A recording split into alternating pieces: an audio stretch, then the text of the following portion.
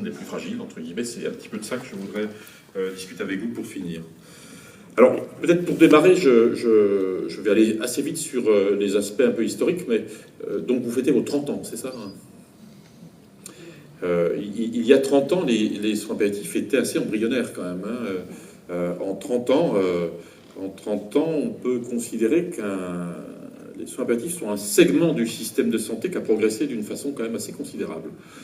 Ça n'est jamais suffisant, ça n'est jamais satisfaisant. On peut considérer qu'il reste beaucoup de manques et on va en parler, mais je me souviens, mais d'autres que moi, René Scherrer en particulier, pourrait mieux en parler. Ce mouvement est né, me semble-t-il, le mouvement des soins palliatifs en général, est né d'une véritable aporie. Il est né du constat que cette médecine triomphante qui semblait pouvoir vaincre toutes les adversités n'était pas capable d'accompagner les gens à la fin de leur vie, de calmer les douleurs pour ceux qui en avaient. Et peut-être d'ailleurs, je me souviens, c'est à ce moment-là que je me suis particulièrement engagé dans les soins palliatifs, je me souviens que l'arrivée et le développement du sida et des patients qui en étaient porteurs ont été une source de remise en question de la suffisance que nous pouvions avoir dans le champ de la médecine autour de tout cela. D'un seul coup, nous constations que non, nous n'allions pas pouvoir avoir une approche absolutiste dans le domaine de la médecine, tout guérir, peut-être même guérir de la mort. Voici qu'apparaissait dans le paysage d'une médecine triomphante des malades inconnus, porteurs de plusieurs pathologies, d'un déficit immunitaire qui les faisait mourir alors qu'ils étaient jeunes, de maladies qui les emportaient dans des souffrances absolument épouvantables, révélant notre incapacité d'ailleurs à les accompagner à l'époque. Depuis, si je reste sur cette trentaine d'années, entre guillemets, depuis, le développement des soins palliatifs est réel. Ils se sont beaucoup structurés au plan des structures de soins palliatifs. On est effectivement, remarquez, c'est pas difficile quand on démarre de zéro, on a toujours l'impression qu'on progresse, mais on est passé de 0 unité à aujourd'hui, je crois, 140 ou 150 unités de soins palliatifs, 450 équipes mobiles de soins palliatifs, près de 6000 lits identifiés de soins palliatifs. Nul autre segment dans le champ de la santé n'a progressé de cette manière. On pourrait s'en satisfaire, et je crois qu'il ne faut surtout pas s'en satisfaire, puisque les soins palliatifs ne sont pas une spécialité médicale. Les soins palliatifs sont un des aspects dont les médecins et les soignants doivent s'emparer, mais c'est aussi un mouvement, que vous représentez d'ailleurs, un mouvement social qui s'intéresse à l'accompagnement des gens les plus vulnérables à une période de leur existence qui est une époque extrêmement importante, où beaucoup de choses se font, en même temps que d'autres se défont, bien entendu, et qu'il ne s'agirait surtout pas d'escamoter ce temps important qui nous rappelle à nous tous que nous sommes précisément mortels, vulnérables, relatifs en quelque sorte. Alors, ce que je voudrais dire actuellement du développement des soins palliatifs, je mets de côté toute cette dimension assez structurelle sur laquelle je suis vite passé, pour vous dire que lorsque l'on parle aujourd'hui des soins palliatifs, nous parlons assez peu de ce dont nous parlions il y a 30 ans. Du coup. Le paysage a beaucoup changé.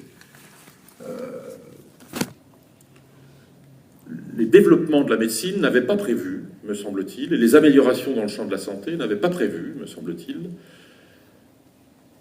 et en tout cas notre système de santé n'avait pas été conçu pour devoir accompagner une réalité qui n'avait pas été pensée. C'est celle aujourd'hui de personnes qui peuvent vivre de plus en plus longtemps avec des maladies qui ne peuvent pas guérir.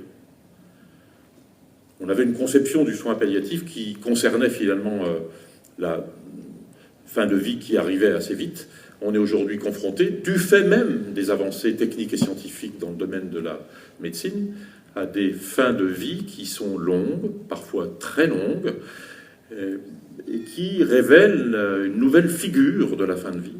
La nouvelle figure de la fin de vie, c'est de pouvoir vivre de plus en plus longtemps, avec de plus en plus de maladies synchrones, et être interpellé de plus en plus souvent par la question du sens de cette même existence que nous savons pouvoir mener. Je vais m'expliquer autour de tout cela, naturellement, mais la médecine moderne et notre société, améliorant la santé en général, ont concouru à faire en sorte qu'aujourd'hui, alors de plus en plus de personnes vivent de mieux en mieux, avec de moins en moins de maladies. Ça, c'est le versant positif des avancées techniques et scientifiques. Le progrès, d'ailleurs.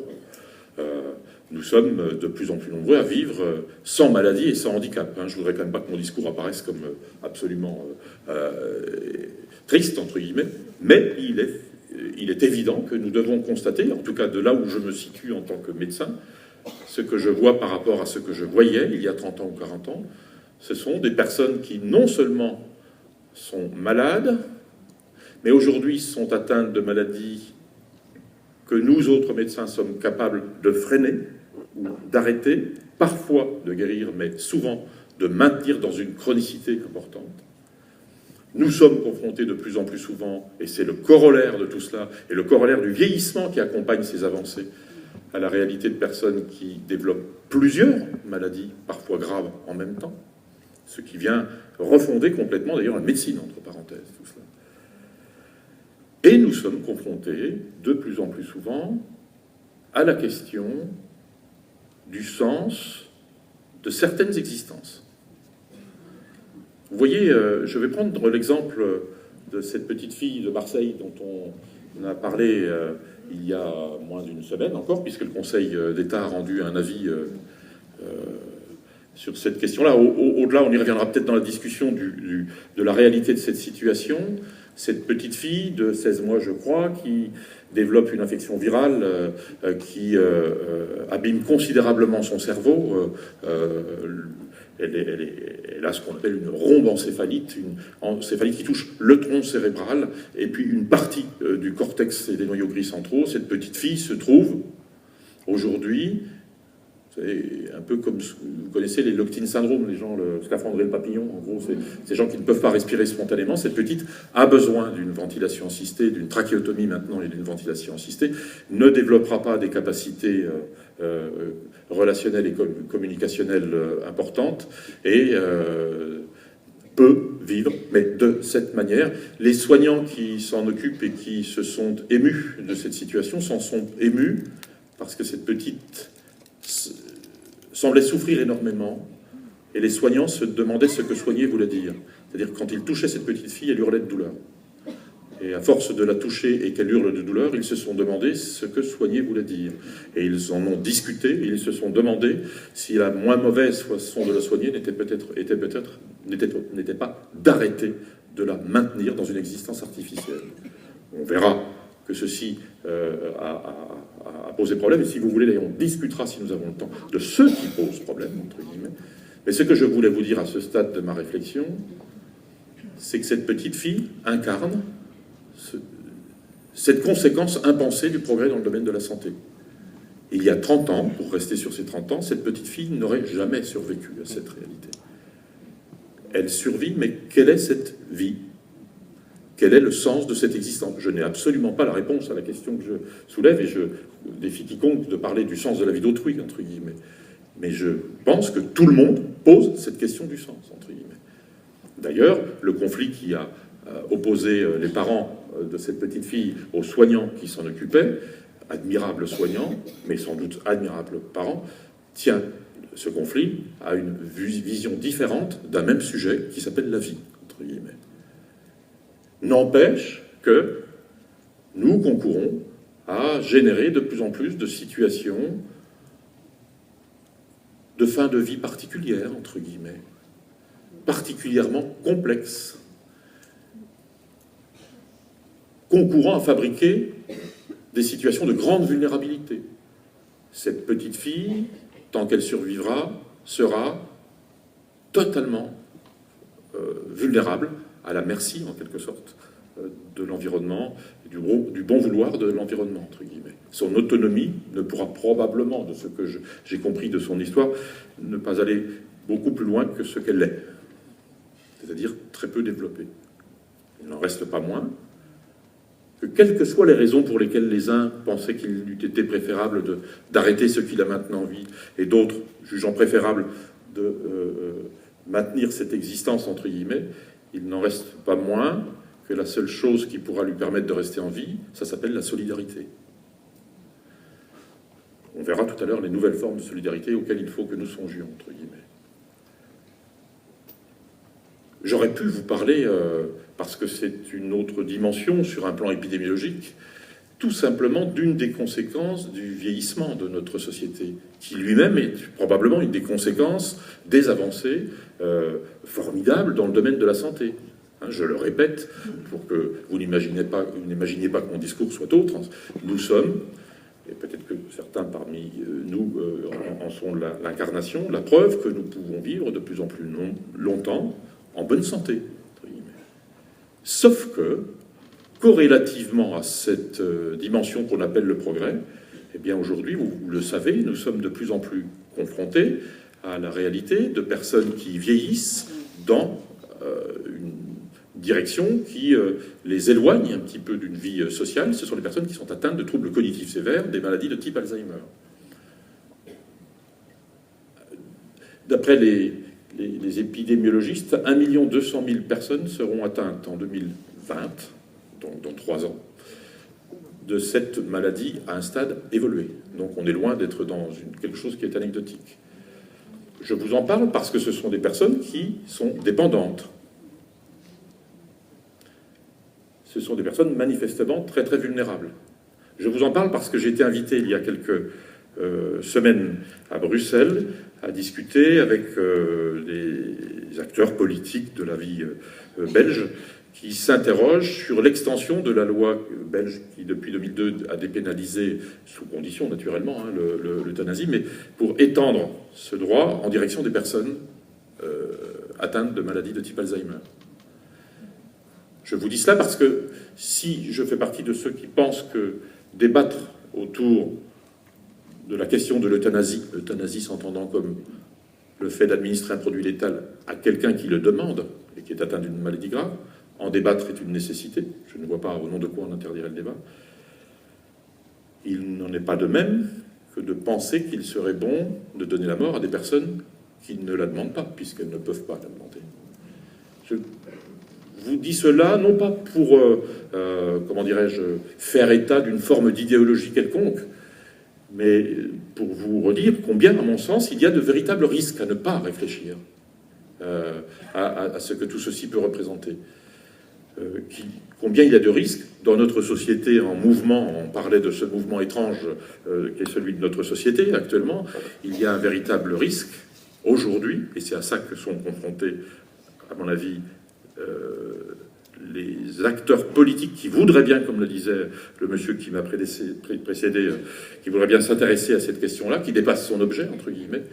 Il y aurait lieu de s'intéresser à ce que vouloir faire disparaître les personnes qui sont différentes, vouloir les faire disparaître, qu'est-ce que ça signifie, entre guillemets.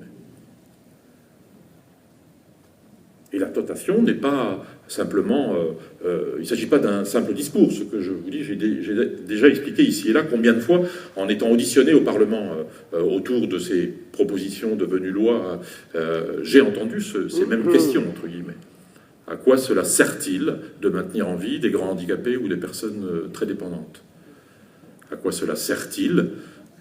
Vous entendez dans cette phrase une vision qu'on pourrait appeler une dérive utilitariste de l'existence. L'existence humaine devrait donc être utile au sens... À quel sens? Au sens d'une certaine rentabilité. Mais quelle rentabilité? Je continue à penser que les personnes les plus vulnérables sont extrêmement rentables, puisqu'elles nous rappellent que nous sommes vulnérables. Si elles n'étaient pas là, nous nous prendrions sacrément au sérieux. Nous imaginerions peut-être immortels même. Ce sont ces personnes qui nous rappellent que nous sommes mortels. Et en cela, elles sont très utiles. Mais l'utilitarisme dont parlent les hommes politiques, certains en tout cas, pensant qu'il serait bien que ces personnes n'existent plus, entre guillemets, est probablement d'un autre ordre. Je n'attribuerai pas forcément les jugements de valeur sur ces propos. Je crois simplement que ça s'inscrit dans une société qui survalorise la productivité des hommes, réduisant la dimension productive de l'homme au travail, et au travail rentable, entre guillemets. Autant dire que les vieux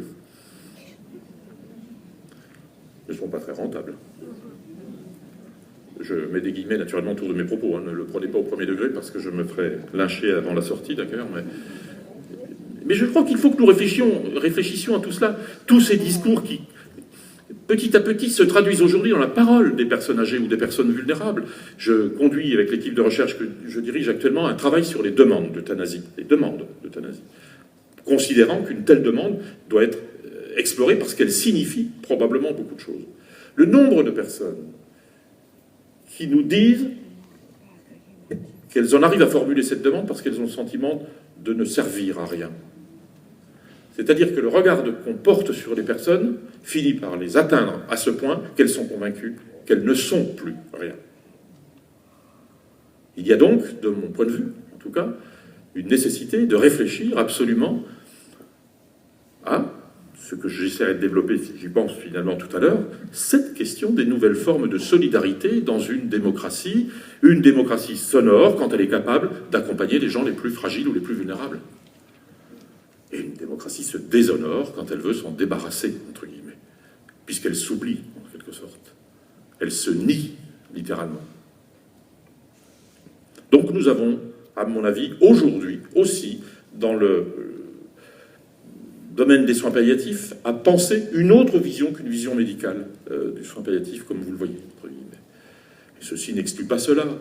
Il s'agit toujours et encore de développer la lutte contre la douleur. Il s'agit bien sûr de défendre toujours et encore une éthique du respect des personnes, entre guillemets. Mais surtout, il s'agit aussi de penser que nos sociétés, dans un mouvement un peu réducteur, populiste, pourraient devenir oublieuses d'elles-mêmes, en quelque sorte.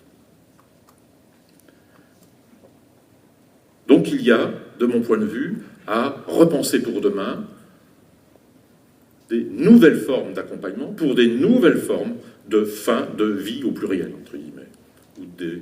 La fin de la vie est une période de la vie qu'il s'agirait de pouvoir réinvestir pour qu'elle retrouve du sens ou qu'elle donne du sens.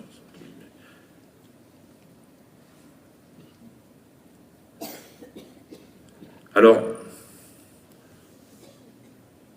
que pouvons-nous, en nous tournant vers l'avenir, que pouvons-nous imaginer pour demain qui serait de nature à nous faire comprendre que c'est parce que nous aurons la capacité d'aider les personnes les plus fragiles que nous aurons un espoir, probablement, de sens au niveau individuel et au niveau social dans nos sociétés. Vous savez, ce raisonnement et cette réflexion peut nous mener assez loin. Hein. Je suis, comme ça a été dit, membre du Comité consultatif national d'éthique. Je viens de saisir il y a quelques mois cette instance, le Comité consultatif national d'éthique, pour que nous nous interrogions sur un fait qui, a priori, est à ce point banalisé qu'on ne l'interroge plus. C'est tout simplement, je vous nomme un peu la saisine que nous nous sommes adressés à nous-mêmes, si on peut dire les choses comme ça. Qu'est-ce qui justifie que dans notre pays, lorsqu'on est âgé et que l'on devient dépendant, il est pratiquement impossible de finir son existence en dehors d'un établissement de type EHPAD. Il ne s'agit pas de critiquer les gens qui y travaillent, puisque ce sont des gens qui font du mieux qu'ils peuvent avec des moyens qu'ils n'ont souvent pas, d'ailleurs. Qu'est-ce qui fait qu'on en arrive aujourd'hui dans notre pays, et pas dans d'autres pays? Il suffit de regarder ailleurs aussi pour voir. Qu'est-ce qui fait, quel est le sens qu'il y a à cette forme de concentration de personnes de plus en plus dépendantes dans un même lieu, en sachant, et ce sont les travaux de l'Observatoire de la fin de vie que j'ai présidé jusqu'à il y a un peu plus d'un an, qui ont permis de le montrer d'une façon un peu plus évidente, en sachant que lorsqu'on enquête sur ces personnes, la très grande majorité d'entre elles nous disent qu'elles sont là parce qu'il n'est pas possible de faire autrement, mais qu'elles auraient surtout souhaité ne jamais être là où elles sont. Et elles sont d'ailleurs un peu interrogatives sur le fait qu'on leur demande de payer pour être là où elles n'auraient jamais souhaité être. Et si vous y réfléchissez un petit peu, en prenant un peu de recul, c'est une éthique du système de santé ou du système politique qui conduit à cela qu'il faut interroger. Qu'est-ce qui fait que dans une société, on arrive à concentrer les personnes les plus vulnérables entre elles en les isolant de ce fait, de tout le reste de l'existence, entre guillemets. Je me souviens, je l'ai déjà dit à certains ici, je me souviens de la personne que j'avais interrogée en lançant l'enquête sur la fin de la vie des personnes âgées. C'était une dame dans un EHPAD qui m'avait dit « C'est gentil de venir nous voir, ça nous fait plaisir, au moins on voit quelqu'un. Sachez, monsieur, que je suis là dans l'endroit où j'ai sur toute ma vie souhaité ne jamais aller, que je suis surprise qu'on me demande de payer très cher pour être là où je ne voulais pas être. D'autant que je m'interroge, il n'y a que des vieux là-dedans. Et puis il y en a au moins la moitié qui sont un peu perdus. Alors c'est vrai aussi, tout ceci est vrai. Des fois on se demande pourquoi il faut faire des statistiques pour montrer tout ça, parce que cette parole était suffisante. Pourquoi est-ce qu'on n'a pas développé les solidarités qui peuvent se manifester par des formes intergénérationnelles, par exemple? Pourquoi les vieux, on les concentre entre eux et à distance de tout le monde? Pour qu'on ne les voit pas? On ne les voit pas, mais c'est sûr que vous avez assez peu d'émissions de télé-réalité qui se passent dans les EHPAD, comme vous avez remarqué. Pourtant, il y a plus de personnes dans les EHPAD qu'il n'y a de gens qui relèvent de ces émissions de télé-réalité. Qu'est-ce qui fait qu'on se cache derrière son petit doigt? Qu'est-ce qui fait qu'on ne développe pas comme on pourrait le faire, et d'ailleurs on pourra le faire si on s'y attelle au plan politique au sens noble du mot? Qu'est-ce qui fait que demain on pourrait précisément mêler jeunes et vieux, malades et pas malades, dépendants et pas dépendants, entre eux? Je vous raconte une petite anecdote. Je suis enseignant dans une faculté de médecine, je fais des cours à des étudiants, des jeunes, des moins jeunes. J'aime bien les jeunes parce qu'ils croient beaucoup encore à cette question des solidarités. Des étudiants en deuxième année de médecine, à qui j'amène à réfléchir, sont venus me voir cette année en disant « Écoutez, ça y est, on est partant, nous. On va créer une dynamique avec des associations d'aide au maintien à domicile. Nous sommes partants, nous sommes 80 jeunes à être d'accord pour assurer des astreintes de nuit ou des gardes de nuit chez des personnes seules, âgées, dépendantes, pour que leurs proches puissent se reposer. » Et on est en train de lancer quelque chose qui est une dynamique intergénérationnelle. Ce n'est pas très original. Dans d'autres endroits, d'autres initiatives existent, entre guillemets. Je me rends simplement compte qu'il ne faut pas grand-chose, parfois, pour que la solidarité retrouve un sens, entre guillemets. C'est donc possible. Et qu'est-ce qu'ils vont voir, ces jeunes qui vont devenir médecins? Ils vont voir quelque chose qui est, à mon avis, un vrai enseignement pour eux. Ils vont voir, entendre, parler, discuter avec des personnes qui sont âgées, qui seront leur miroir, en quelque sorte, et qui leur apprendront beaucoup, en termes d'humilité. C'est une vertu qu'il s'agirait d'enseigner, d'ailleurs, dans le domaine où je travaille en particulier. En tout cas, on voit bien que aujourd'hui, et plus encore demain, cette question des solidarités envers les personnes les plus vulnérables est une question qu'il va falloir développer. Qu'est-ce qu'on fait quand on dit qu'il faut développer des solidarités? Je crois que c'est dans le titre de votre... Est-ce qu'on attend de nos gouvernants qu'ils s'en saisissent et qu'ils le fassent? Qu'ils nous disent ce qu'être solidaire signifie? Alors c'est sûr qu'on peut le croire, puisque c'est le moment des commandes au Père Noël en ce moment, littéralement. Tout est permis en ce moment, en termes de promesses, naturellement.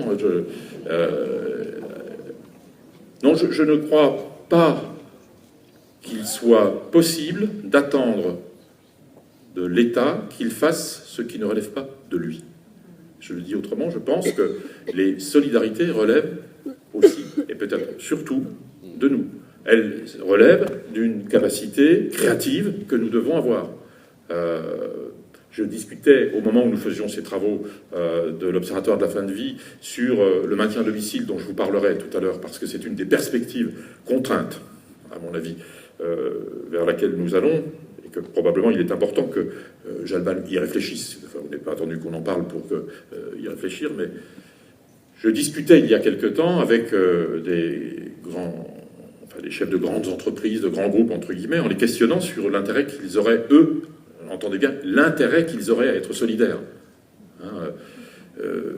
Mais c'est intéressant de voir aussi que des grandes entreprises peuvent réfléchir au fait qu'il serait probablement rentable d'aménager le droit du travail pour permettre à des accompagnants d'accompagner, tout en gardant une vie sociale et une part de leur métier, mais en travaillant à temps très partiel, en s'adaptant en réalité à une réalité temporaire, entre guillemets. Probablement, on a là des pistes qui sont intéressantes à développer. Probablement, il y a lieu de développer des nouvelles formes de solidarité vis-à-vis des personnes les plus vulnérables, comme celles que je vous citais, ces jeunes étudiants, entre guillemets. Probablement, cette question des dynamiques intergénérationnelles est à développer. Probablement, les nouvelles technologies vont permettre de développer, si on les utilise bien, ces outils, et si on ne confond pas la fin et les moyens, ce sont des moyens pour développer les nouvelles formes de solidarité. Je fais partie de ceux qui expérimentent depuis quelques années, par exemple, ce qu'on appelle la télémédecine. Vous savez, cette possibilité de faire de l'auscultation. Il y a quelques jours, je me suis prêté à faire une téléauscultation d'une personne très âgée, démente, dans un EHPAD à 100 km du lieu où j'étais, entre guillemets, pour essayer de voir ce qu'il était possible de faire. Je me suis prêté à cette discussion en distance que nous pouvions avoir. Je me suis prêté à tout cela parce que nous sommes très choqués de voir le nombre de personnes qui n'ont d'autre issue que d'aller dans des services qui sont aux antipodes de ce qui devrait être, que sont les services d'urgence, pour des raisons qui ne relèvent pas des services d'urgence et des urgentistes, entre guillemets. Notre système de santé est ainsi fait aujourd'hui que les personnes les plus malades, les plus fragiles et les plus vulnérables doivent se déplacer vers les compétences, alors qu'un système idéal consisterait à déplacer les compétences vers ces personnes. Ces nouvelles technologies sont probablement une aide pour déplacer les compétences sans bouger les personnes. Je ne vous dis pas ce que cela produit. De déplacer quelqu'un qui a des troubles cognitifs ou un grand handicapé dans un hôpital pour qu'il soit examiné, eh bien, ça se traduit par une agitation sans pareil, des cris, et des cris dans un univers où il y a plein de monde, ça se traduit aussi par de la contention, pour finir. Les travaux que nous avons pu mener sur la fin de la vie des personnes handicapées, par exemple, dont on s'aperçoit aussi qu'elles vieillissent, et que vieillissant, comme chacun d'entre nous, le risque de développer les maladies concomitamment à leur handicap se développe. La fin de la vie des personnes qui habituellement sont dans des établissements pour handicapés se déroule très majoritairement encore aujourd'hui dans des hôpitaux, et cette fin de vie se traduit très régulièrement par une contention, ou physique ou chimique, qui est, de mon point de vue, assez propre du scandale. Voilà, nous avons à réfléchir à tout cela. Comment éviter cela? Comment finalement pratiquer une forme de désescalade vis-à-vis de l'hôpital, voire vis-à-vis de la médicalisation? Demain, il nous faudra réfléchir, si je reprends ce que je vous disais au début, si en médecine, on fait au seul motif qu'on sait faire, on peut aussi fabriquer des situations de grande souffrance. Il faut donc que l'on s'interroge et que l'on apprenne à ne pas faire. Vous savez, en médecine, c'est probablement la décision la plus importante et la plus difficile à prendre, qui est celle de décider de ne pas faire alors que l'on saurait faire, parce que l'on pense que faire va contribuer à faire souffrir, entre guillemets. Il faut donc se poser la question aussi de la place de la médecine autour de la question de la fin de la vie, entre guillemets, et de la médicalisation. Il est plus difficile de démédicaliser que de ne pas médicaliser. Il y a donc pour nous tous, assez tôt, de vraies questions à se poser en termes d'anticipation sur ce qu'il peut advenir lorsqu'on est malade, lorsqu'on est... Il y a donc nécessité de repenser la place relative de l'hôpital, hôpital qui a pris une place majeure autour de la question de la fin de la vie. Les travaux des démographes nous montrent que nous persistons aujourd'hui dans notre société à mourir à l'hôpital. C'est devenu le lieu de la mort. Un lieu inattendu de la mort aussi, et qui est, à mon avis, un révélateur d'un impensé dans notre société, ce sont les services d'urgence. On meurt beaucoup dans les services d'urgence. On vient même pour mourir 1500 fois par an, pour 1500 personnes, dans les 2 heures qui suivent son admission dans les services d'urgence, entre guillemets. Et encore une fois, il ne s'agit là non plus pas pour moi de critiquer les urgentistes qui sont formés pour réanimer et éviter, faire vivre, entre guillemets, et à qui on dit qu'il faut faire un autre métier, parfois dans un lieu qui ne s'y prête pas, puisque le lieu consiste aussi à constater que sur ces 1500 personnes qui meurent dans les 2 heures qui suivent leur admission dans les services d'urgence, un peu plus de 1000 sont découvertes, mortes sur un brancard. Seules. Il y a quelque chose qui, à mon avis, est assez choquant derrière ces réalités, qu'on ne nomme pas assez, me semble-t-il.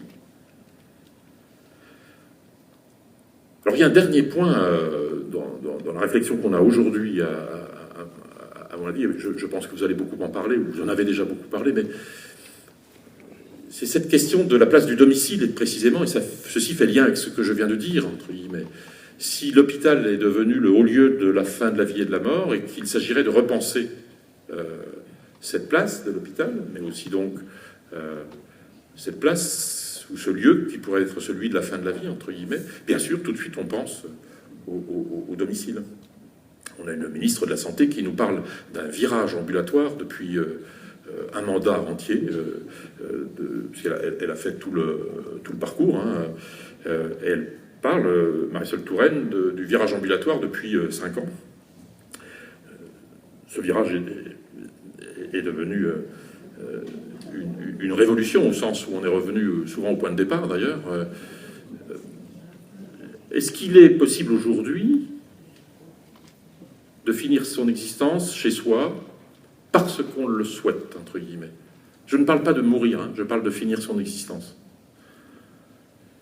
Les travaux qui ont été menés, auxquels nous avions concouru au titre de l'Observatoire, montrent qu'il y a une condition sine qua non pour pouvoir vivre sa fin d'existence chez soi, si on le souhaite, c'est de ne pas être seul. Les travaux de l'Institut national des études démographiques montrent parallèlement aussi que les solitudes augmentent considérablement depuis 30 ans, encore 30 ans, dans notre pays. Il y a de plus en plus de personnes seules. La deuxième condition pour pouvoir vivre son existence jusqu'à son terme chez soi est de pouvoir disposer de professionnels d'aide au maintien à domicile. Et là, à mon avis, c'est là que le bas blesse surtout, c'est-à-dire que si l'on voulait que les personnes, comme elles le souhaitent, puissent rester chez elles, il faudrait que nous ouvrions ce vivier potentiel d'emploi, mais que nous reconnaissions la valeur de ces travailleurs, le mérite qu'ils ont à faire ce travail, la difficulté, la pénibilité de ce travail. On envoie au casse-pipe ou au front des gens que l'on forme mal et que l'on paye mal. C'est la profession qui subit le plus grand turnover. Les gens commencent et arrêtent très vite de travailler dans ces métiers. Et je trouve que ça n'est absolument pas normal. Et je suis surpris, vraiment surpris, de n'entendre personne dire que c'est un des leviers qu'il faut actionner, à mon avis. On parle de silver economy, on parle de robotique, on parle de domotique, on parle effectivement de l'économie que peuvent représenter les personnes âgées. Je suis surpris vraiment qu'on ne pense pas à créer beaucoup d'emplois pour faire des économies, parce qu'en attendant, il s'agit bien, quand on a une vision méta, en quelque sorte économique, de considérer que de toute façon ces personnes aujourd'hui coûtent très cher pour ce que l'on fait mal pour elles, entre guillemets. Et nous avions calculé tout cela d'ailleurs à l'Observatoire pour montrer qu'on était en capacité d'employer des millions de personnes, mais qu'il fallait bien entendu les former, les respecter, les reconnaître, les payer et les accompagner en quelque sorte. Pour ceux qui voyagent un peu, vous savez probablement que dans les pays du nord de l'Europe, ceux qui ont un taux de décès à domicile inverse au nôtre, entre guillemets, hein, je pense à la Finlande en particulier, à la Norvège, 80% des gens décèdent à leur domicile hein, dans ces pays. Les modèles ne sont pas transposables, hein, il ne faut pas non plus... mais on sait aussi que les métiers de la proximité sont des métiers extrêmement investis et très reconnus, entre guillemets. Chacun de nous sait que lorsqu'il s'agit, par exemple, de mener ce qu'on appelle les procédures collégiales pour savoir quelle est la mauvaise réponse à apporter dans une situation où on se demande s'il faut poursuivre un traitement, la parole de ces personnes de la très grande proximité, celle qui recueille le plus de mots, MOTS entre guillemets, mais pas que ceux-là, de mots, est souvent très importante à entendre puisqu'elle infléchit totalement la vision que nous pouvons avoir, nous autres, les médecins. Donc je pense qu'il y a là, à mon avis, lieu de vraiment penser en urgence ce que l'on veut pour notre société en termes de respect des personnes les plus vulnérables et de s'en donner les moyens. Agiter le hochet du domicile comme une perspective obligée pour assurer la survie des établissements de santé qui n'en peuvent plus d'avoir des durées de séjour qui sont beaucoup trop longues, entre guillemets, est certes nécessaire, mais n'est absolument pas suffisant pour pouvoir garantir le respect des personnes. Donc je crois qu'il y aura lieu, là, à mon avis, de penser ces nouvelles formes de solidarité que l'on a, ce que je te disais tout à l'heure, un peu trop souvent tendance à assimiler au bénévolat. Solidarité ne signifie pas que bénévolat, voire ne signifie pas beaucoup bénévolat. Parce que si les solidarités ne sont que bénévolat, je ne suis pas sûr que cela témoigne d'une véritable éthique politique. Je crois qu'il s'agit, à mon avis, de développer, dans une société qui se penche sur la question des nouvelles formes de solidarité, de penser la place du bénévolat. Ce qui n'est pas la même chose que de penser que le bénévolat serait cette nouvelle forme de solidarité. Je ne sais pas ce que vous en pensez, on en discutera ensemble si vous voulez, mais je pense vraiment qu'il s'agit, à mon avis, d'investir ces questions sur le fond. Et le domicile, qui ne doit pas être conçu comme le lieu où l'on meurt, mais le lieu où l'on vit de plus en plus longtemps avec une maladie qui est de plus en plus grave, etc. C'est ce temps qui s'allonge, il vaudrait mieux qu'il trouve son sens, entre guillemets, dans un environnement qui fait sens. Puisque vous le savez, aujourd'hui, nous voici en train de réouvrir au plan politique la question de l'évolution d'une loi qui vient à peine d'être votée, d'ailleurs. J'ai entendu que certains candidats, pourquoi pas débattre à nouveau? Au contraire, faut-il que notre société s'achemine vers une forme de dépénalisation de l'euthanasie ou de l'assistance au suicide? Mais j'espère, je l'ai d'ailleurs dit ou fait savoir à certains de ces candidats, j'aimerais que, surtout, on arrête de regarder cet arbre qui cache une forêt d'autres questions. Bien entendu qu'il faut discuter de cela, et bien sûr que la loi est faite pour évoluer. Enfin, la loi est vivante, comme disent les juristes, entre guillemets. Elle évolue avec la société qui la fabrique, entre guillemets. Mais si l'on pense aujourd'hui qu'une évolution de la loi serait de nature à régler, entre guillemets, les questions que nous pose la souffrance des personnes, il serait mieux, à mon avis, que nous, les acteurs de la santé, nous penchions sur la question suivante: comment ne pas provoquer des situations qui nous font penser que la moins mauvaise réponse serait peut-être dans une forme de transgression, entre guillemets. Puisque nous sommes confrontés à cela aujourd'hui. Nous concourons, nous, les médecins, quand je dis médecins, la médecine, à générer des situations de telle souffrance que nous pensons qu'après avoir généré ces situations, la moins mauvaise réponse serait d'arrêter la vie, entre guillemets. Ne serait-il pas mieux de réfléchir avant d'agir, voire de ne pas faire, au seul motif que l'on sait faire, comme je vous le disais tout à l'heure? Ça, c'est une question, à mon avis, extrêmement importante. Je vous rappelle également que nous avions mis au titre du CCNE, du Comité consultatif national d'éthique, un véritable frein à la velléité d'évolution de la loi dans une optique qui n'était pas de nier la nécessité de repenser ces évolutions, mais de dire attention, chaque chose en son temps.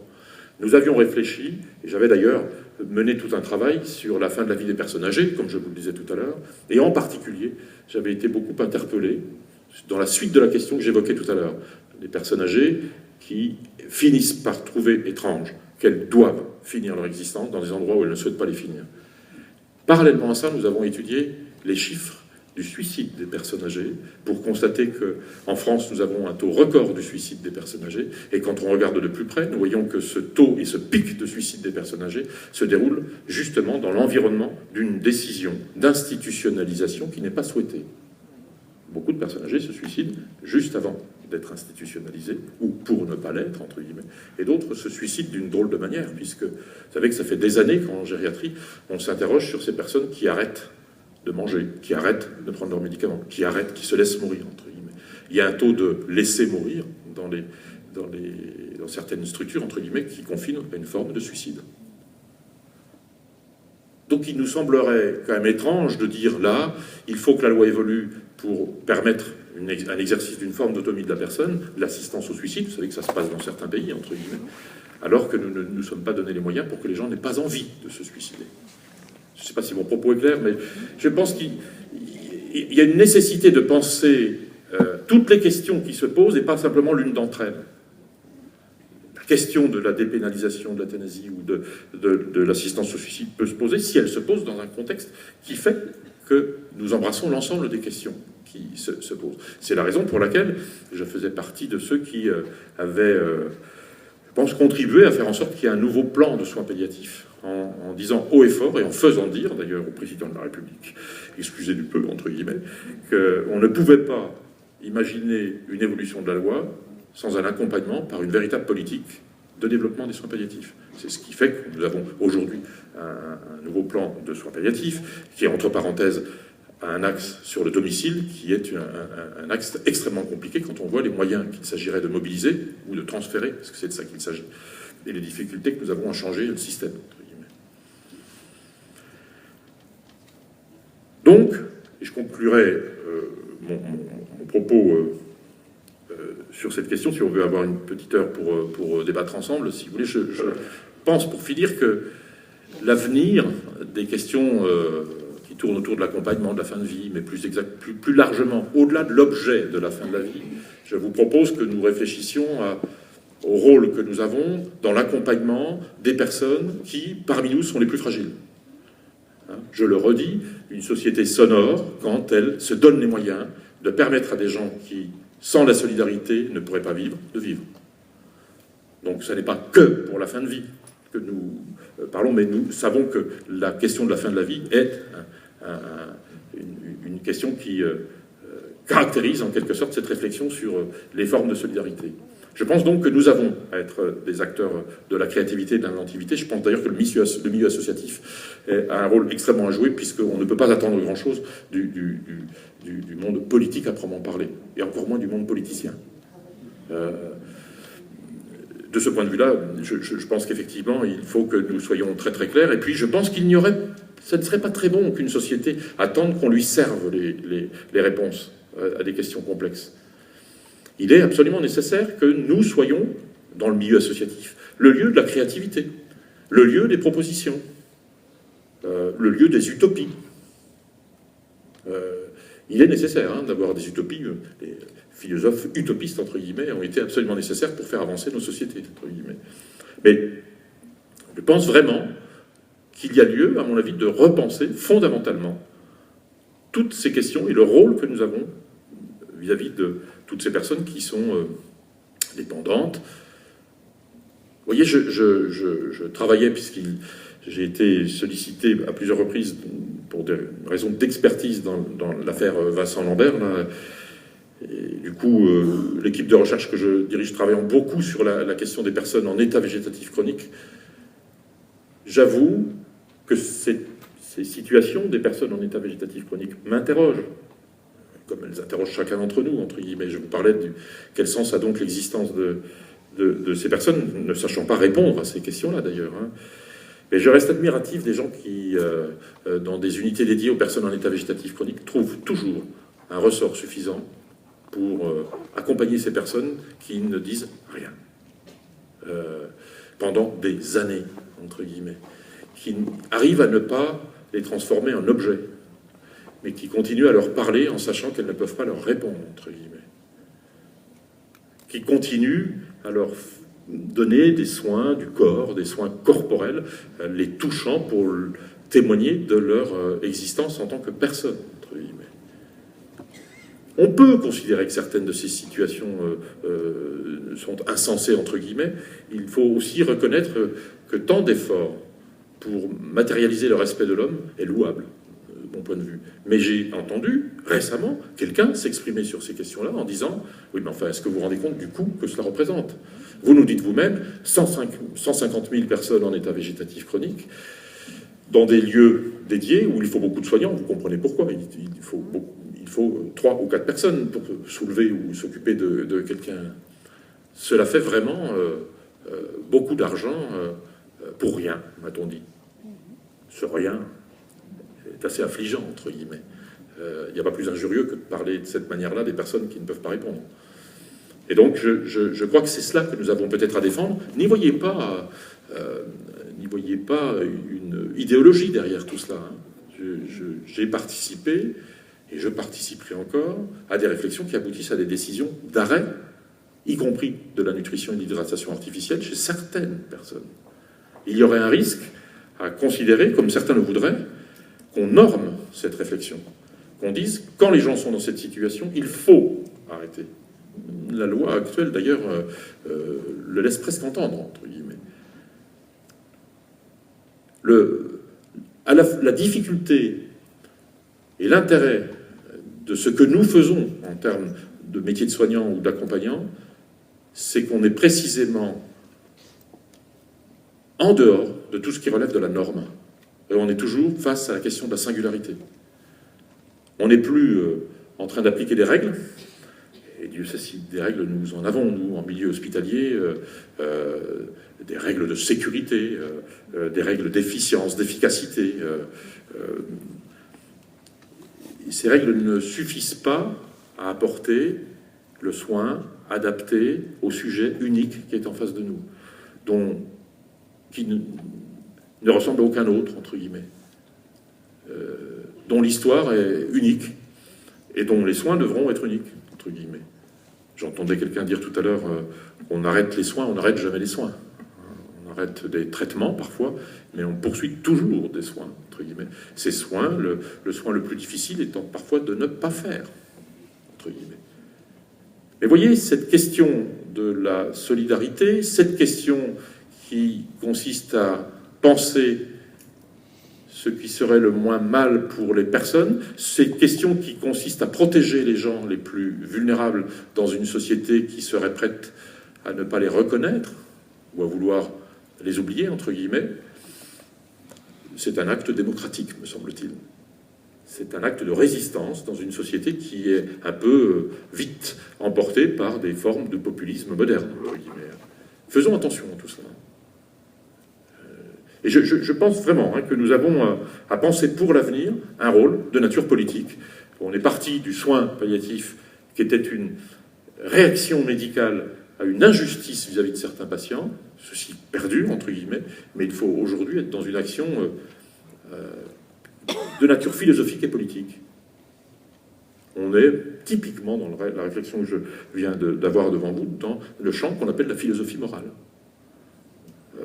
Et vous voyez combien il n'est peut-être pas impossible, de mon point de vue, si collectivement nous y réfléchissons. Moi, je trouve très sain de voir que vous venez aussi nombreux à une réflexion comme celle-ci. Ça veut dire que débattre est encore possible dans ce pays, dont on dit qu'il ne s'intéresse pas aux questions essentielles, entre guillemets. Bien sûr que si, il suffit qu'on l'y invite. Donc, je vous propose d'arrêter mon propos à ce moment de notre échange, entre guillemets, et peut-être de me soumettre un peu à toutes les questions que vous posez, tout ce que vous avez toujours voulu savoir, non pas sur le sexe, mais sur le soin palliatif, sans jamais oser le demander, y compris enfin, il n'y a pas de question taboue, me semble-t-il. Hein. Il y a des tabous, mais il n'y a pas de question taboue. Je trouverais intéressant que, s'agissant d'une réflexion que vous avez sur les nouvelles formes de solidarité, nous pensions à la créativité qu'il faut mettre, à l'inventivité qu'il faut déclencher pour pouvoir, demain, penser l'accompagnement des personnes de plus en plus nombreuses, à être de plus en plus vulnérables, et qu'il faudra bien protéger contre une dimension normative dont je vous ai dit tout à l'heure qu'elle était quand même assez présente. Voilà, je vous remercie.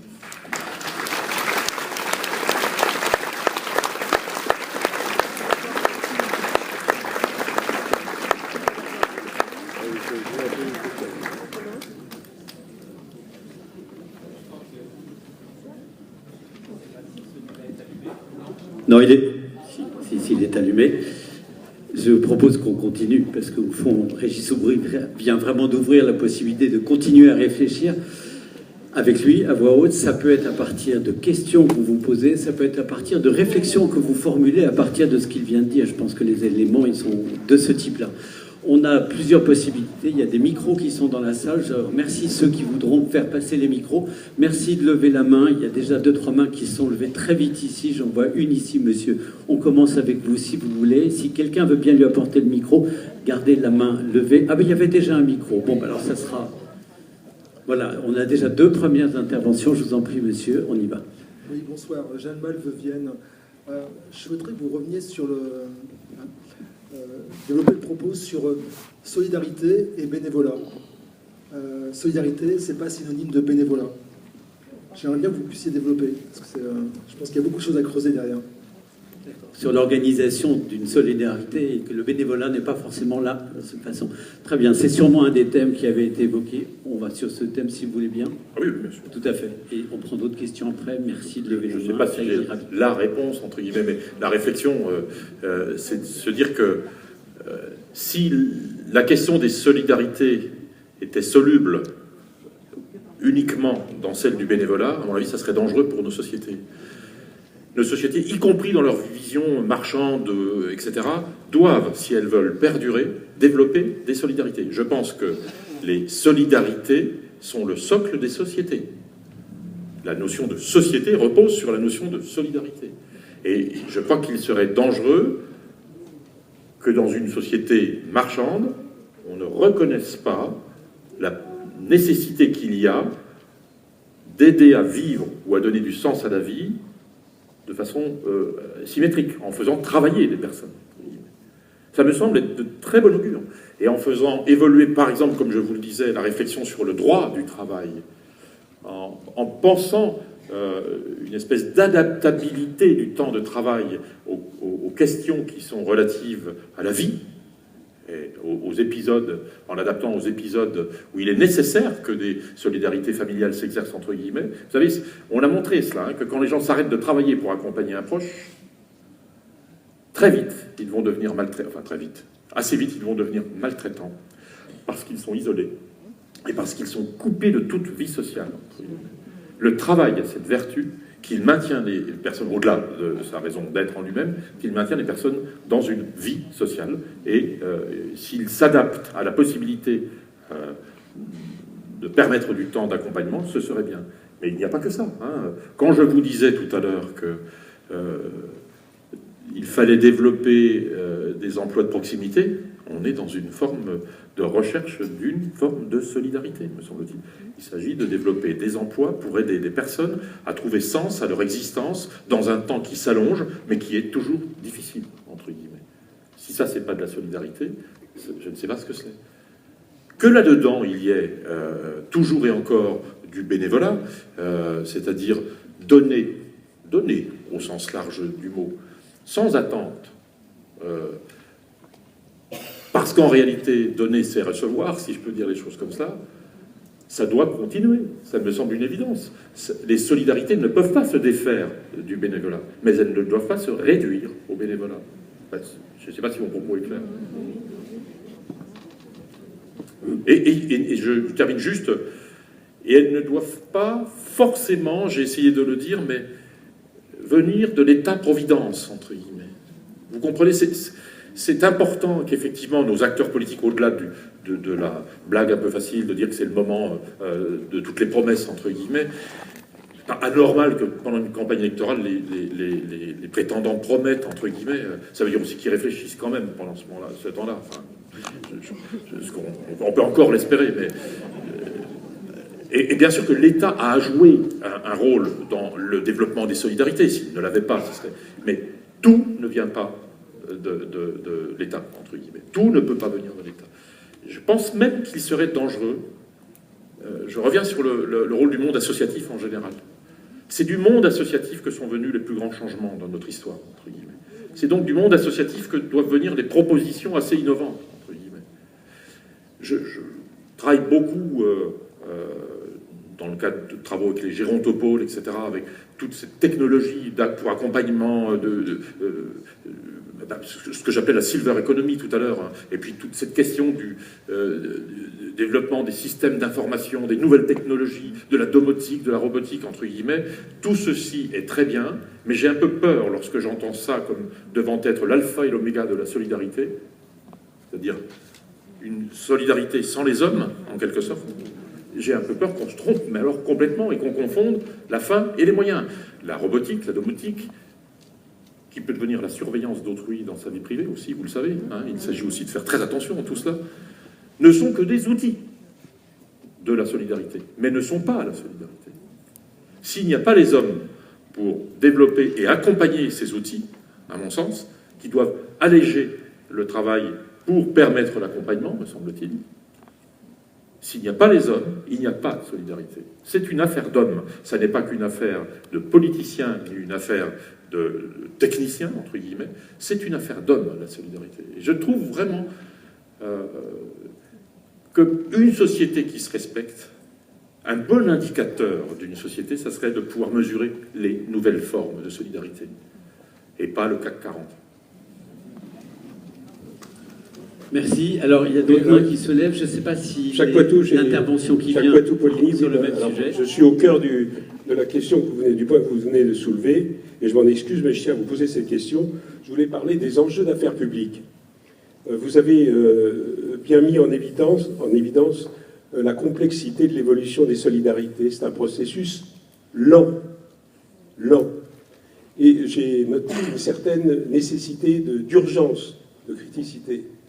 Et il y a un principe qui me semble important en termes de devoir, on dit citoyen, entre guillemets, mais je ferme en devoir d'homme et de femme, c'est d'assurer cette convergence. Et vous posez les problèmes éthiques avec une dimension à laquelle je suis extrêmement sensible, mais j'aurais envie de vous dire, je crève d'envie de vous dire, Monsieur Aubry, moi étant demain président de la République, je vous nomme ministre de la Santé. Qu'est-ce que vous feriez, qu'est-ce que vous suggéreriez, ou à votre collègue si ce n'est pas vous, pour que notre société soit aussi dynamique qu'on semble le faire quand il s'agit de l'éducation nationale? On déploie des moyens... alors je pense que... Voilà, quel souffle pourrait-on donner pour que toutes ces pépites de créativité, d'initiative... de charisme, mais aussi en reconnaissant la valeur du travail, produisent un travail fructueux et qui, pourquoi pas, dépasse celui de la Finlande. Merci. Donc il ne vous a pas échappé que je n'étais pas candidat à aucune élection d'ailleurs, et que je n'étant pas candidat, c'est peut-être parce que j'ai l'humilité de penser que je n'ai pas les réponses aux questions que vous posez. Néanmoins, mais ma réponse n'en est pas une, mais vous m'en excusez par avance. Je suis surpris, mais comme vous, je pense, que c'est uniquement en période électorale qu'on recommence à réfléchir. Et que je pense que la temporalité à laquelle vous faites référence, l'urgence dont vous parlez, qui est une urgence réelle, mais l'urgence réelle que je vois aujourd'hui, c'est que nous prenions le temps. Ça peut paraître paradoxal, mais l'urgence, c'est de prendre le temps de refonder une société solidaire. Et ça n'est pas au moment d'une campagne électorale, il nous reste 30 jours, je crois, j'ai entendu ce matin avec un peu d'angoisse, je ne sais plus quel homme politique disait, il nous reste 30 jours pour y arriver, entre guillemets. Il nous reste beaucoup de temps, me semble-t-il, et on a perdu beaucoup de temps à ne pas évoquer ces questions, me semble-t-il. Donc nous avons une urgence aujourd'hui, c'est de s'y atteler, mais pas pour avoir des réponses là, dans 30 jours, entre guillemets, mais des réponses à terme qui soient dans le champ de la solidarité. Vous avez raison de dire que, je parle au travers du prisme de la fin de la vie, de l'accompagnement et des soins palliatifs et des solidarités pour les plus vulnérables, mais la solidarité, elle est un champ qui est beaucoup plus large. C'est l'essence même de la politique, c'est la quintessence de la politique, les solidarités. Donc je suis, moi, extrêmement surpris qu'on s'agite beaucoup pour faire des propositions pendant un temps très court, et qu'ensuite tout retombe. Donc, j'en conclus, peut-être un peu vite, et peut-être que la pirouette est un peu facile, que nous ne devons pas attendre grand-chose des acteurs qui aujourd'hui disent qu'ils vont tout changer. Et que finalement, sachant que ce n'est pas de là que nous devons attendre, parce que nous avons tort, à mon sens, je pense que c'est à nous, vous, monde associatif, à mon avis, qu'il faut réfléchir, proposer, écrire, faire remonter, entre guillemets, des propositions. Vous savez, il y a parfois des réponses simples, quand même. Mais on dirait que ce qui est simple n'est forcément pas bon. Je vous donne un exemple. Je reviens dans le champ de la fin de la vie. Avec un de mes collègues de l'Observatoire national de la fin de vie, nous avions quand même pointé que si l'on rendait possible la présence d'une infirmière dans tous les EHPAD la nuit, nous éviterions 8500 hospitalisations en France. En calculant ce que coûtait 8500 hospitalisations indues, nous tombions sur la possibilité d'avoir une infirmière dans toutes les EHPAD de nuit mobilisables. Ça n'est pas fait.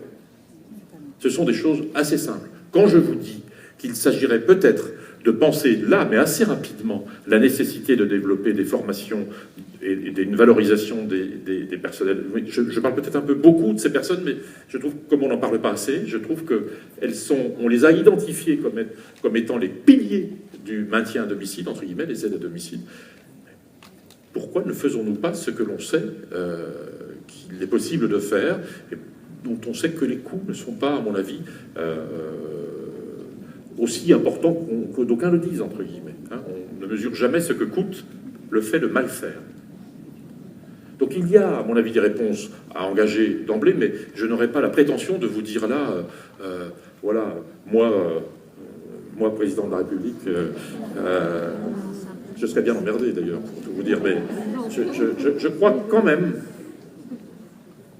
et vous avez raison de me parler de l'éducation nationale, et en particulier, j'entends dans ce que vous dites une question d'ailleurs qui m'inquiète beaucoup, c'est celle de la souffrance sociale finalement, qu'elle se traduise dans l'éducation nationale, qu'elle se traduise dans le personnel médical. Vous avez remarqué combien, depuis un moment, on parle de la souffrance au travail, entre guillemets. C'est quelque chose, alors au-delà de la réalité, de la pénibilité du travail, etc., la souffrance au travail, c'est une souffrance sociale dont une des racines, vous le savez, tous les gens qui travaillent là-dessus l'ont dit, s'enracine précisément dans la disparition ou la déliaison des solidarités. Il me semble qu'une société qui se donne les moyens de réfléchir aux solidarités se donne les moyens de moins souffrir, tout simplement en termes de société. Il me semble que le citoyen n'est pas insensible à ce type de propos et au débat qui s'engage sur ces questions-là. Il serait intéressant, de mon point de vue, si moi, président, entre guillemets, je prendrais une mesure assez rapide, mais finalement je ne serai jamais président, ça serait effectivement de dire que les médias devraient nous rendre intelligents. Que les médias, au sens large du mot, que les médias, dont ce devrait être le rôle, devraient être les vecteurs de ces nouvelles formes de solidarité, devraient être les vecteurs d'une réflexion, à mon avis, qui n'arrive pas à trouver son essence parce que ces médias n'existent pas. Mais il paraît que ça n'est pas bien de dire du mal des médias. Et on le regrette, paraît-il, quand on en dit. La revue Jalmal, qui est bien. Merci d'avoir quand même pas si mal répondu à cette question, même si vous n'êtes pas effectivement candidat, mais candidat à la réflexion, oui. Si le micro peut venir par ici, si ça vous ennuie pas, il y a beaucoup de demandes, je le vois.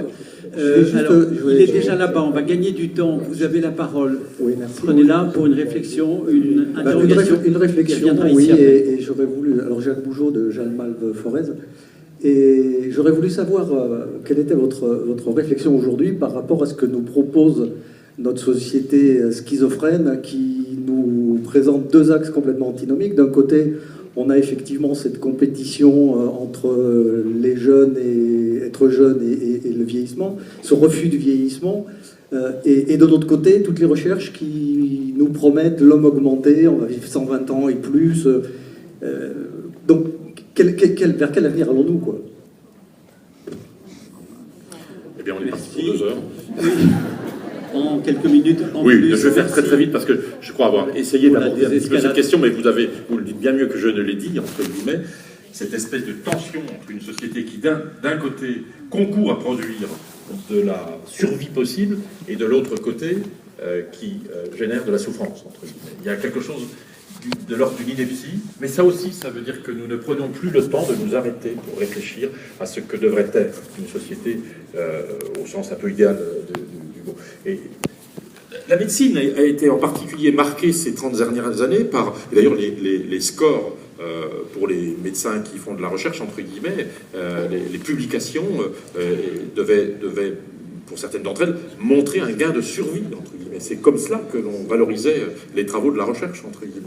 Donc, ça commence à beaucoup bouger, hein, quand même, tout cela. Je voudrais au moins donner un message positif, c'est que je trouve que ça commence à bouger, quand même. Je trouve qu'on a atteint le degré zéro du sens. Le degré ultime du non-sens, entre guillemets.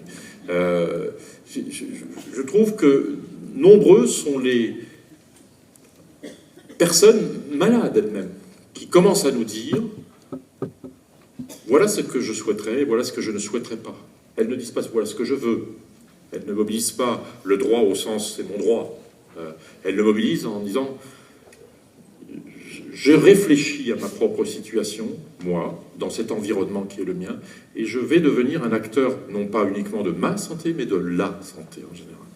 Je ne sais pas si vous le voyez de votre côté, mais petit à petit, moi, je vois des discussions de plus en plus fines, profondes, avec des malades très évolués, ce qui me fait dire qu'il ne faut surtout pas vouloir accélérer tout cela, parce que ces gens nous disent des choses qu'il faut que nous entendions, entre guillemets.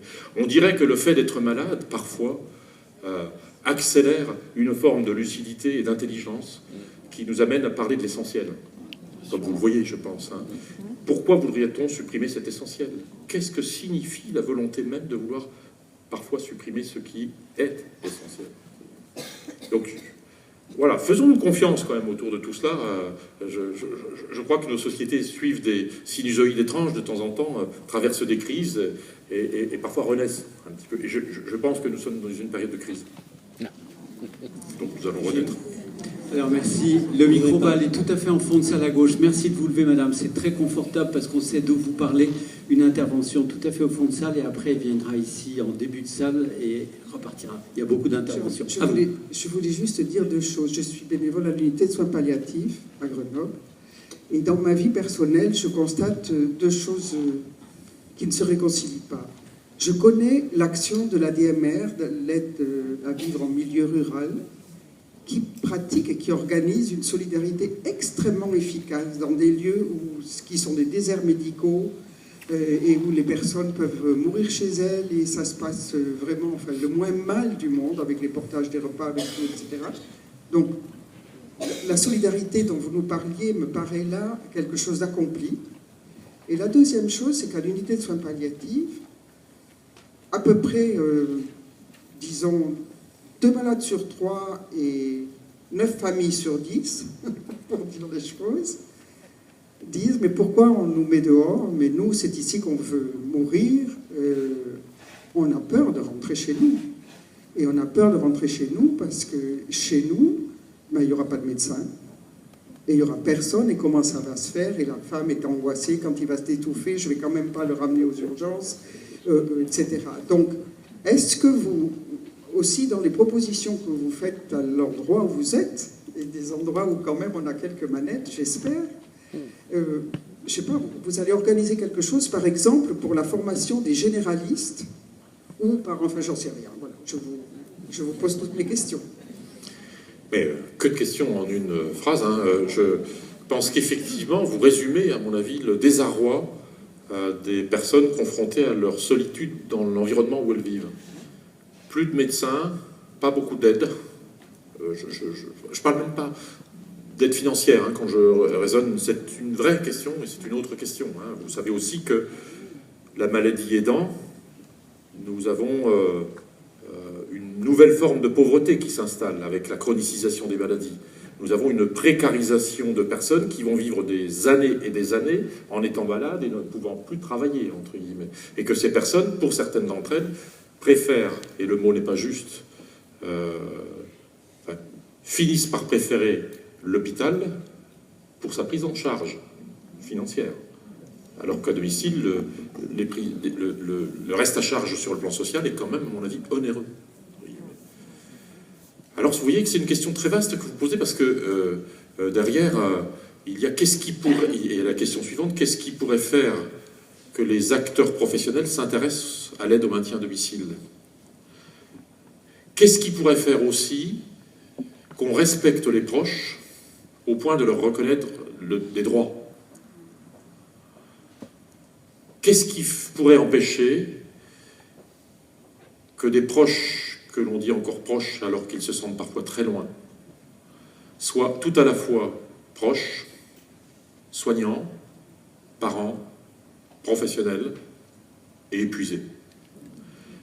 Qu'est-ce qui fait, vous me demandiez si j'étais président de la République, etc. Il y a bien longtemps que j'ai d'ailleurs proposé que l'on développe des lieux de répit, vous le savez. Et ici à Lyon, il y a une belle réflexion menée par Henri de Rohan-Chabot sur cette question du répit, du concept de répit. Plus l'espérance de vie avec la maladie augmente, plus les temps hospitaliers raccourcissent et raccourciront du fait des contraintes économiques, plus il faudrait développer des formes de solidarité, dont c'est une forme de matérialisation, l'aide aux personnes, aux proches, aux aidants naturels, entre guillemets, ou principaux, pour qu'elles puissent reposer, tout simplement.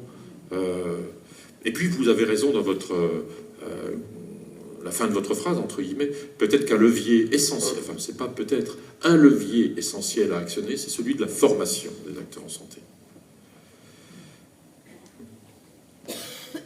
Une formation qui amènerait les uns et les autres, je pense en particulier aux infirmières et aux médecins, à pouvoir parler de ce qui obnubile tout le monde, la question de la mort et de la fin de vie, lorsqu'on est confronté à la maladie, ce que personne n'aborde. Nous avons publié là récemment une étude, après avoir mené des enquêtes dans les établissements médico-sociaux pour personnes âgées. Nous avons essayé de voir de quoi le on étant les acteurs de santé, on parle aux résidents dans ces structures. Alors le résultat, c'est qu'on ne leur parle pas de la fin de la vie et de la mort. On a essayé, par une autre étude qui vient rejoindre celle-ci, de regarder à quoi pensent les personnes qui sont dans les établissements médico-sociaux pour personnes âgées. Elles ne pensent qu'à la mort.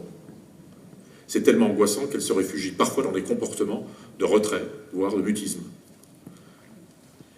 Et cette même étude a montré aussi que ce que l'on évoquait avec les familles de ces personnes à qui on ne parle pas de ce qui les préoccupe le plus, c'était de la question de la mort, mais sous forme de « est-ce que vous avez prévu des modalités pour le décès, etc. » Autant dire que si nous apprenions, nous, les acteurs, à aider à parler de ce qui va advenir, mais qui nous fait peut-être autant peur qu'aux personnes à qui on parle, entre guillemets, c'est toute la question du débat sur les directives anticipées, que je suis en train de vous dire, entre guillemets, qui ne sont pas un outil en eux-mêmes, mais qui sont une incitation à penser ce qui peut venir.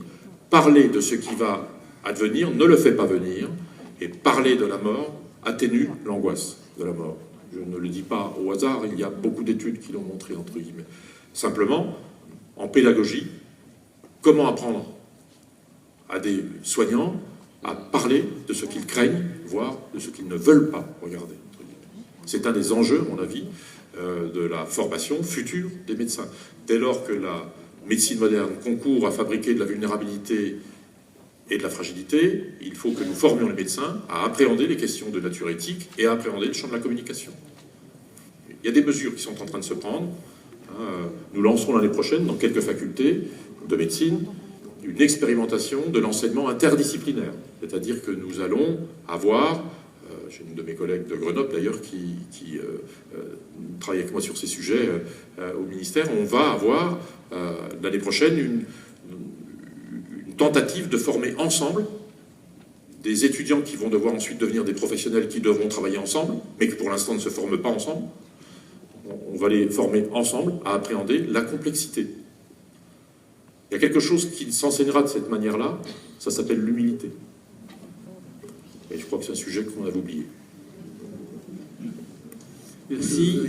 Le micro vient ici pour une intervention. Ce tout début de salle qui est très très mal desservi par les micros. Là-bas, ça va vous revenir. À vous, monsieur. Ah ben voilà, vous avez un micro qui arrive. Après, on va repartir là-bas. Oui, à propos de solidarité, d'éducation et donc de long terme. J'ai lu récemment un livre très très intéressant d'une certaine Céline Alvarez, Les lois naturelles de l'enfant. Et elle a fait une expérience à Gennevilliers, dans la région parisienne, avec des tout petits enfants de petite section, moyenne section. Et il résulte de ceci que naturellement, les enfants, quand on utilise une bonne méthode pédagogique, eh bien, ils ont une solidarité mutuelle, ils s'entraident de manière extraordinaire.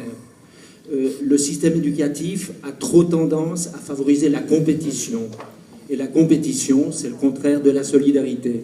Donc, l'éducation a un rôle très important aussi à long terme pour favoriser cette solidarité que tout le monde appelle de ses voeux. Vous êtes sur la créativité dont il était parlé, sur la nécessaire créativité pour fabriquer ces solidarités, voilà, entre nous. Et vous voyez, par exemple, je reprends votre propos. Il y a en 2008, lors du précédent plan de développement des soins palliatifs, dont j'avais eu charge de la coordination, j'étais allé voir le ministre de l'Éducation nationale de l'époque, dont je tairai le nom du coup, puisque la suite va le décrédibiliser. Donc, je lui avais dit qu'il serait important qu'une intervention soit faite dans le cadre d'un plan de développement des soins palliatifs pour qu'on parle de la mort dans les écoles et qu'on parle de la notion de solidarité. La réponse qui nous a été faite était « vous n'y pensez pas, vous allez faire peur aux enfants ». Et de toute évidence, en l'occurrence, il ne s'agissait pas de mettre des moyens supplémentaires, c'était simplement d'avoir une intégration dans les programmes, mais entre 7 et 11 ans, je pense que les enfants sont tout à fait réceptifs à ce genre de notions, comme l'ont montré plusieurs psychologues sur ces questions-là. Je crois qu'on a un problème. Notre société moderne a un problème avec le tabou de la mort, tout simplement. Je crois que vous savez bien qu'il a fallu plus de 10 ans pour faire comprendre qu'il était important que les enfants voient les morts pour pouvoir intégrer la notion de la mort, entre guillemets, puisqu'on les protégeait de cela. Donc, je crois qu'il va falloir, votre proposition, bien, voilà, faites le livre blanc de Jalmal avec des propositions pour des candidats intelligents. Merci, c'est le menu pour demain.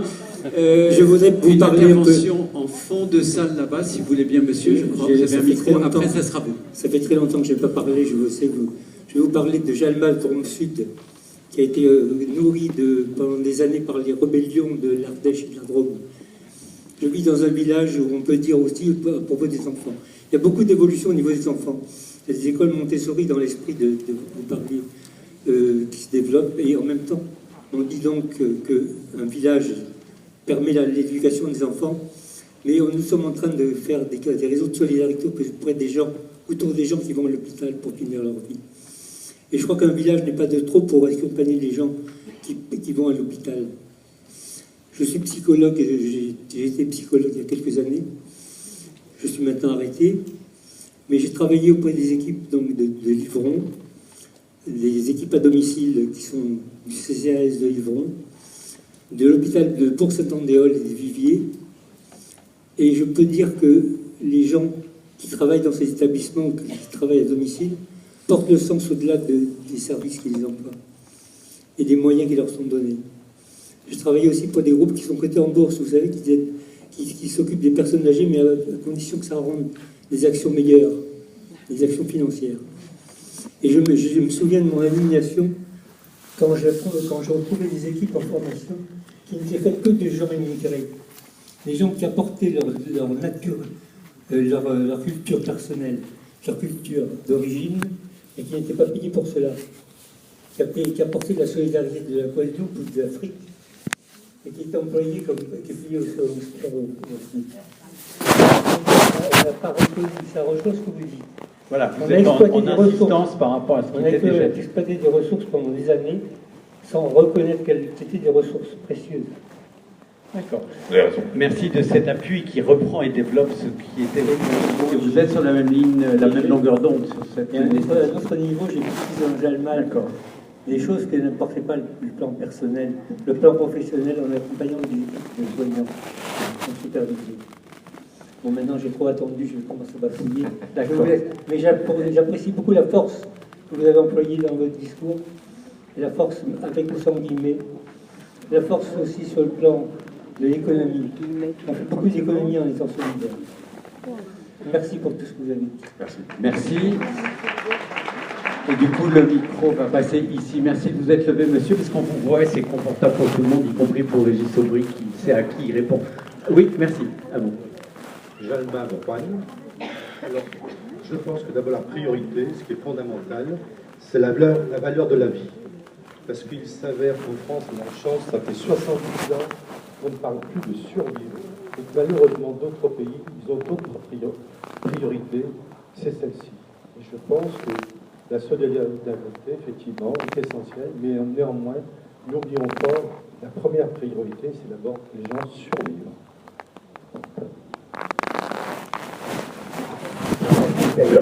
C'est bien à cause de ces termes-là que tout ce débat se pose, si je puis dire. Merci de votre intervention. Le micro est ici. Merci, monsieur. Après, partir là-bas dans le côté gauche de la salle. À vous, monsieur. Jalma 05, on a eu une expérience aussi pour rebondir sur ce que disait M. Aubry, sur la considération et la haute considération des élus sur l'éducation et la volonté de porter le message de la mort aux enfants. On s'est vu dans le cadre de nos activités, Jalma va parler de la mort aux enfants et aux adolescents, supprimer une activité dans laquelle les bénévoles étaient rentrés depuis 3 semaines dans une commune, sous prétexte qu'on était une association qui avions des propos qui auraient pu gêner certaines personnes. Donc, vous voyez que le travail auprès des élus est à bien continuer à bien faire, et c'est vrai que toutes les associations qui font ce type de travail dans les communes, de bien préciser le cas dans lequel ils vont évoluer, sinon elles risquent peut-être de se voir confrontées aux difficultés qu'on a eues. D'accord. Et se heurter à cette difficulté. Je pense qu'il n'y a pas de commentaire à ajouter, c'est de vous témoigner là d'une difficulté réelle. Peut-être juste un mot de il y a quelques années, vous m'aviez sollicité, je crois, c'était à Belfort, sur le concept de laïcité. Alors, on ne va pas engager la discussion sur la question de la laïcité, mais typiquement, on est autour de ces questions-là. Comment aborder des sujets qui font de la différence et la respectent, entre guillemets? On est dans une logique qui est celle de la laïcité. Je pense que c'est ce qui vous fonde, entre guillemets, le Jalma. Il faut le dire parce qu'il peut y avoir une vision suspicieuse vis-à-vis de tous ceux qui parlent de la question de la mort, entre guillemets. Et je pense que l'inscrire dans le champ de la réflexion sur la laïcité est quelque chose qui est de nature, à mon avis, à positionner la problématique comme une éthique de l'approche des questions éducatives. Merci de votre réponse, et le micro part sur le côté du mur de la salle. À vous, madame. Alors, je suis Jalma Brunov, je parle cette fois-ci à un titre personnel. J'ai un père fort âgé qui est chez lui, qui a plus de 102 ans, 5 enfants. 102 ans. Et en fait, un point positif, c'est que par chance, j'ai réussi à faire accepter à mon père, avant qu'il soit en difficulté, de changer de médecin traitant, et que son médecin traitant qu'il a eu a toujours pris le temps, quand il était conscient et présent, de vraiment dialoguer avec lui dans ses visites à domicile.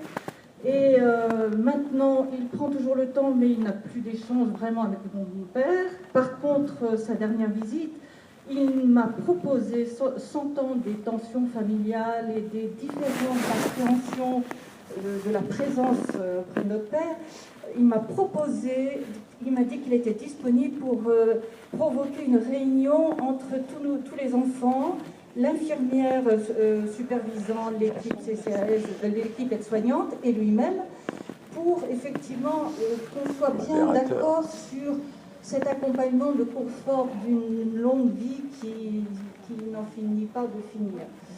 Et vraiment, j'ai été très touchée par ça, d'autant que je sais, parce que c'est longtemps que je connais, qu'il est en très grande difficulté sur ce point de suivre les gens à la domicile.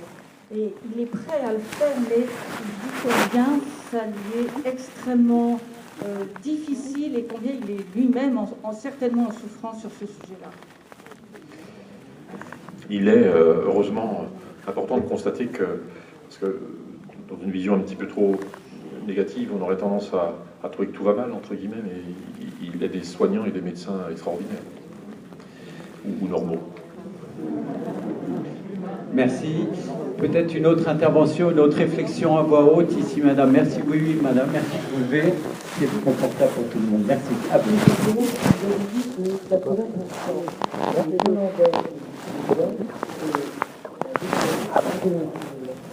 Y a-t-il quelque chose dans la culture, y a-t-il quelque chose dans la mesure qui sont prises, qui vraiment est différent et qui sont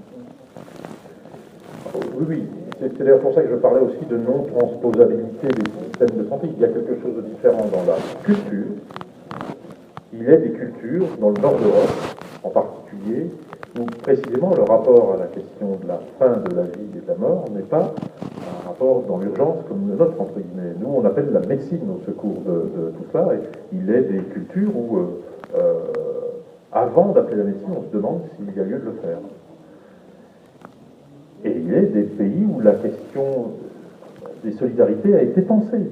Elle a été plus pensée comme nous souhaiterions, là, ce soir, la penser, que nous ne l'avons pensée, nous.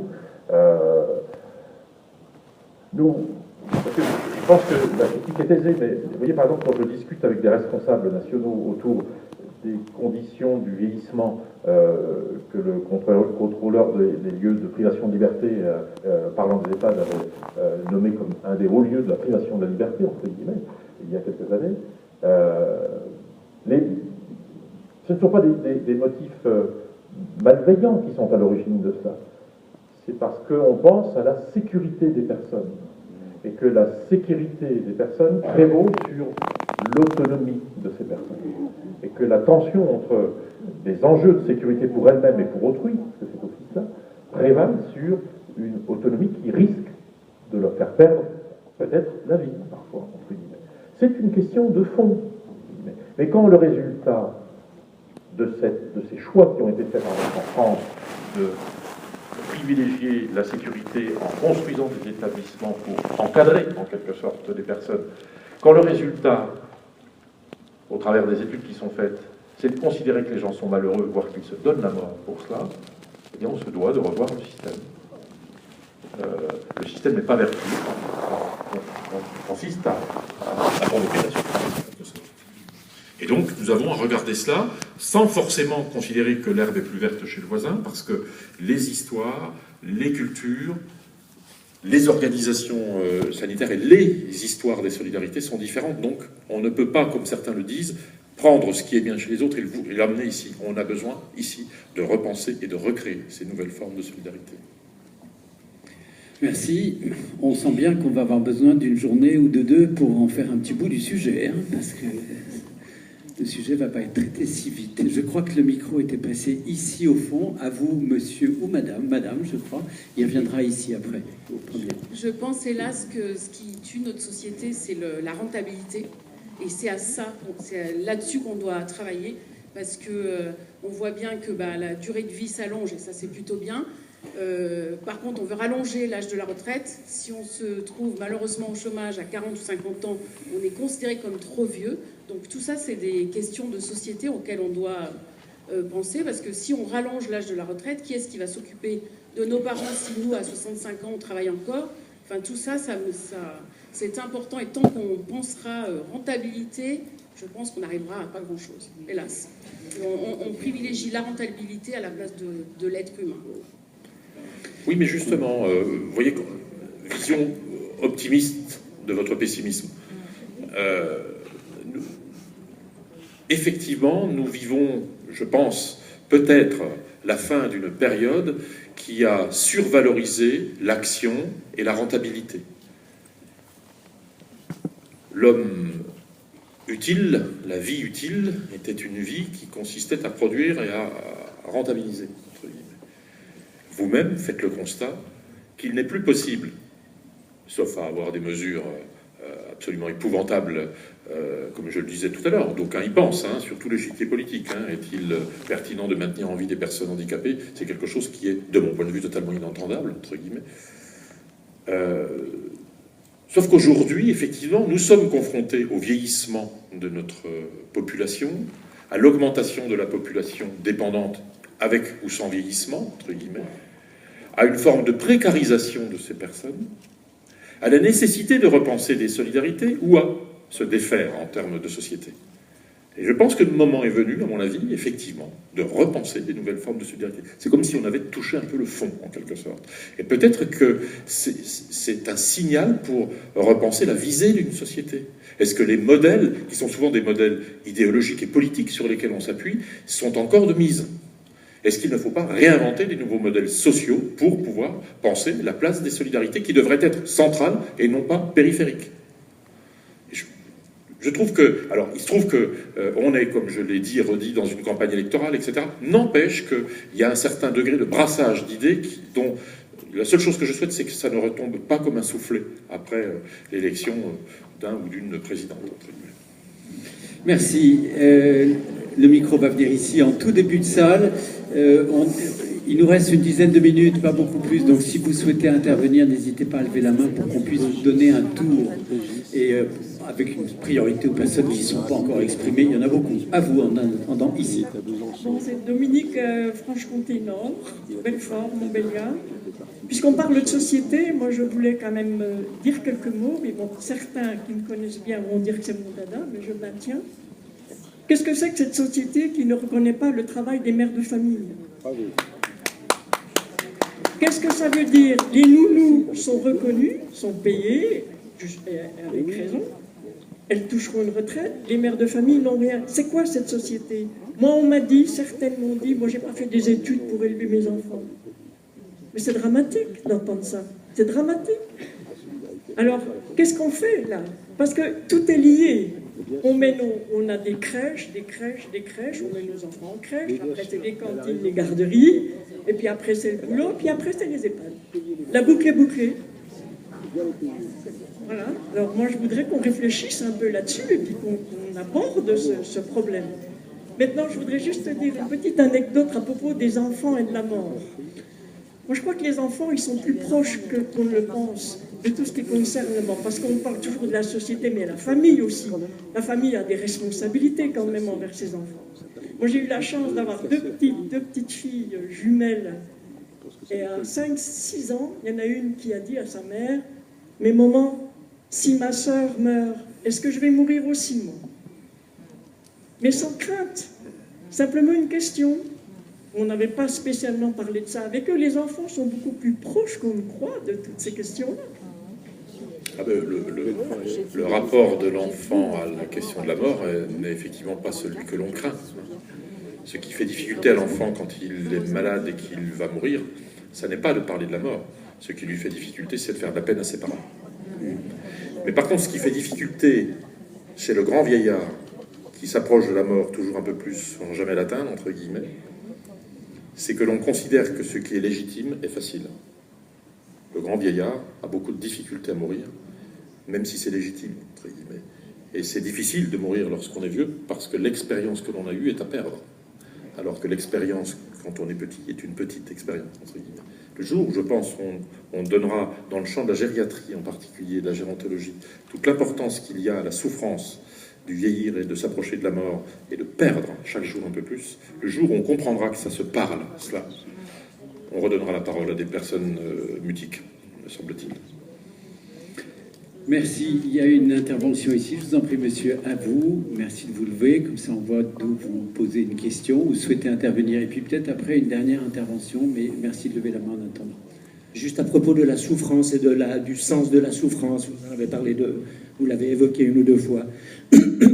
Il y a un psychanalyste que j'apprécie beaucoup, c'est Guy Corneau. Il a écrit 2 livres, notamment Revivre et puis La guérison du cœur. Et dans Revivre, il explique, il a eu lui-même 2 cancers, il s'en est tiré, mais il avait une amie très très très très proche, et puis cette amie, il l'a vue mourir sous ses yeux. Et puis ça a provoqué chez lui une réflexion, et finalement il arrive à cette conclusion de voir quelqu'un qui souffre terriblement et qu'on n'arrive pas à aider. Le sens, c'est que ça permet à toutes les personnes qui viennent visiter ce malade de faire preuve d'amour, d'apprendre ce qu'est la patience, mais surtout l'amour et la tendresse. Donc les personnes qui n'ont plus aucune possibilité, disons, qui sont irrécupérables, entre guillemets, eh bien, elles ont quand même un rôle d'apprendre à tout leur entourage dans cette société matérialiste à aller vers les valeurs essentielles. Bravo. Merci. Merci de votre intervention. Et je pense qu'on navigue vers la fin de notre séance, sauf est-ce que je vois une main se lever. Si, j'ai vu une main qui se lève là avec 2 doigts, ce qui est une façon de dire j'aimerais vraiment... Pardon ? Excellent. Merci à vous. Si vous voulez bien encore faire part d'une réflexion ou d'une interrogation que vous avez sur notre thème depuis ce soir. Oui, je viens de rentrer récemment chez Jacques Malve. Je suis en formation. J'ai fait 2 interventions avec une bénévole à l'hôpital en soins palliatifs. Et entre 2 chambres, on a discuté avec un médecin qui nous a dit « Vous n'imaginez pas le rôle que vous avez auprès de ces gens que vous allez voir. Parce que vous avez le temps de les écouter, vous avez le temps de les regarder. Il y a eu quelques coupures. Et ça m'a touché beaucoup et ça me confirme dans ce que j'en sais. J'ai peut-être eu quelques coupures. On verra. Mais je ne suis pas sûr. Vous nous l'envoyez quand même. Oui, non, mais parce que... Peut-être notre témoignage va-t-il nous permettre de nous arrêter là-dessus Alors, envoyez votre référence à Jeanne Malve. Vous trouverez l'adresse. Oui, je l'ai, bien sûr. Non, mais je ne fais pas de coupure. Mais je trouve ça pas longtemps, 1h35. Non, mais ce qui vous convient, vous me dites si vous voulez que je l'envoie sur le pied. Merci à vous. Non, mais je ne l'ai pas mis au début. Je l'ai pas mis au niveau des politiques. Comme ça, crépite, personne n'entend. Ça, c'était 9h. Merci d'avoir fait. Je vous rappelle qu'il se propose de dédicacer le dernier livre qu'il a écrit, qui est disponible à côté, et lui est disponible encore quelques instants pour le faire, si vous le souhaitez. Je vous remercie et bonne soirée. Bon retour.